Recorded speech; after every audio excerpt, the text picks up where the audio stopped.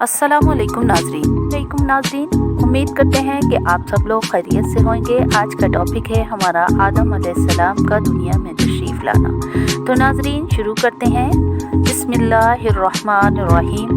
हज़रत आदम अलैहिस्सलाम जन्नत में आराम ऐश व से रहते थे, मगर आप अपने हम शक्ल साथी के संग न होने से और उस उदास से रहा करते थे। अल्लाह ताला ने हज़रत इब्राहीम अलैहिस्सलाम को हुक्म दिया कि जब आदम सो जाएं तो उनकी और बाएं पसली से इस तरह से निकालना कि उनको तकलीफ़ न हो। जबकि आप सो गए तो पसली निकाली गई और अल्लाह ताला की कुदरत से इस पसली की हज़रत हव्वा अलैहिस्सलाम बन गई। और अगली पसली निकलने में तकलीफ़ होती तो मर्द को अपनी बीवी से मोहब्बत न होती। हज़रत हव्वा में वो सब आदतें थीं और जो खूबियाँ थीं जो मौजूद थीं जो औरतों में होती हैं, जैसे हुस्न जमाल, शर्म व हया और मोहब्बत व उल्फत व सब्र व शुक्र और वग़ैरह।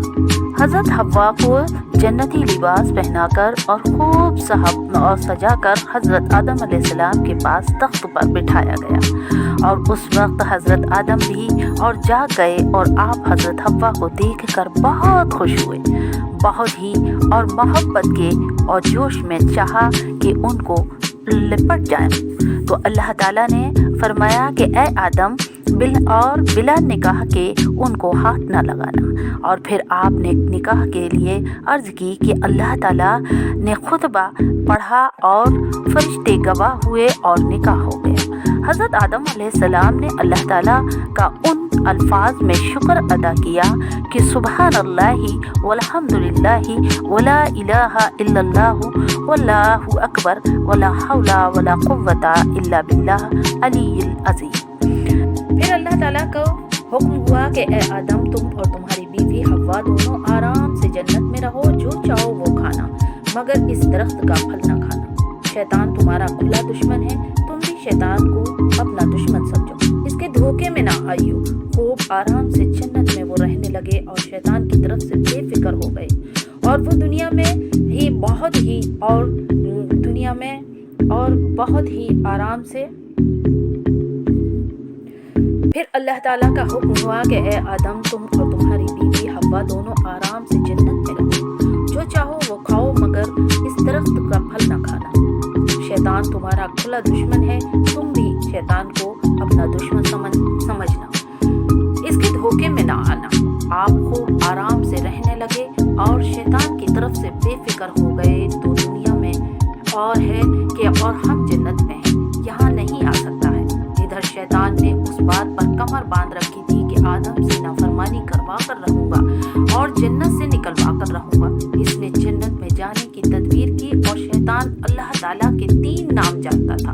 उनको पढ़कर आसमान तय करता हुआ जन्नत के करीब आ बैठा और फिर वो नाम पढ़ने और शुरू कर दिए। फिर जन्नत की दीवार पर मोर बैठा हुआ था। पूछा कि तू कौन है? तो शैतान ने कहा कि फरिश्ता हूँ, जन्नत में जाना चाहता हूँ। जन्नत के दरवाजे बंद हैं, अगर तू मुझे इस तरह से जन्नत में ले जाए तो मैं तुझको एक ऐसा वजीफ़ा बताऊंगा जिसके पढ़ने से ये 3 बातें तुझ में हासिल होंगी। तो कभी बूढ़ा न होगा, हमेशा जिंदा रहेगा और हमेशा जन्नत में रहेगा। मोर ने कहा, आदम की वजह से कोई जन्नत में नहीं जा सकता है। और मोर ने ये सब बातें सांप को सुना दी। सांप ने और लालच में आकर जन्नत की मोर से अपना सर निकाला मोरी से और शैतान से कहा कि वो वजीफ़ा मुझको बता दो और तुझे जन्नत में ले जाऊंगा। शैतान ने कहा कि मुझे जन्नत में और पहुंचा दे, फिर मैं बतलाऊंगा। सांप ने अपना मुंह खोला और शैतान को झट से अपने मुंह के अंदर घुसा लिया। जन्नत में पहुंच गया और मोर से और सांप से फिर बात भी न की थी कि जन्नत में एक तरफ बैठकर खूब रो के और रोने पीटने लगा। हज़रत हव्वा ने पूछा कि तू कौन है और क्यों रोता है? कहा कि फरिश्ता हूँ और तुम्हारे गम में रोता हूँ, क्योंकि खुदा और तुम दोनों को और ज़रूर एक दिन जन्नत से निकालेगा और फिर तुम मुसीबत में और तकलीफ में पड़ जाओगे और इसीलिए खुदा ने तुमको इस दरख्त का फल खाने से मना कर दिया है। और खुदा की कसम कि तुम्हारा खैर ख्वाह हूँ और हमदर्दी से कहता हूँ कि अगर तुमने ये फल खाया तो हमेशा हमेशा के लिए जन्नत में रहोगे, कभी नहीं निकाले जाओगे। हज़रत हव्वा को इसके रोने और कसम खाने से यकीन आ गया। ایسا کون بے ایمان ہوگا جو خدا کی جھوٹی قسم کھائے؟ مگر کا رونا اور جھوٹ بولنا، دھوکہ دینا، جھوٹی قسم کھانا، وعدہ خلافی کرنا اور کینہ اور کھسٹ کرنا، اور یعنی کہ جب کہ موقع ملے گا بدلہ لوں گا، اور دوسرے کو اجاڑنا، اللہ تعالیٰ سے نہ ڈرنا، حکم نہ ماننا، ہٹ دھرمی کرنا، ضد کرنا، یہ سب گناہ سب سے پہلے شیطان ہی نے کیے تھے۔ حضرت حوا اور شیطان کے مکر میں اور فریب میں آ گئیں اور اس درخت میں سے 3 پھل توڑے، ایک پھل خود کھا لیا اور حضرت آدم علیہ السلام کے پاس 2 پھل لے کر آئی اور کہا کہ ایک پھل میں نے کھا لیا ہے اور آپ بھی کھا لیں۔ آپ نے فرمایا کہ اللہ تعالیٰ نے تو اس کھانے سے منع فرمایا تھا۔ کہا کہ یہ فرشتہ خدا کی قسم کھاتا ہے اور ہمارے غم میں روتا ہے، اس سے زیادہ غمخوار کون ہوگا؟ اور آپ نے کہا کہ نہ کھائیں گے، اور اس فرشتے نے کہنے لگا کہ موافق، اور آپ جنت میں نہیں رہیں گے اور میں جنت میں آپ کے بغیر کیسے رہوں گی؟ بیوی حوا کہتی ہیں کہ میں آپ کے بغیر کیسے رہوں گی اگر نہیں کھائیں گے تو؟ انہی باتوں میں سے حضرت آدم علیہ السلام بھول گئے، پھر منہ میں ڈالا ہی تھا کہ حلق سے پہنچ میں نیچے اتر بھی نہ پایا تھا کہ اللہ تعالیٰ کا غضب آ گیا اور جنت کے کپڑے اتر کر دونوں کو ننگا کر دیا۔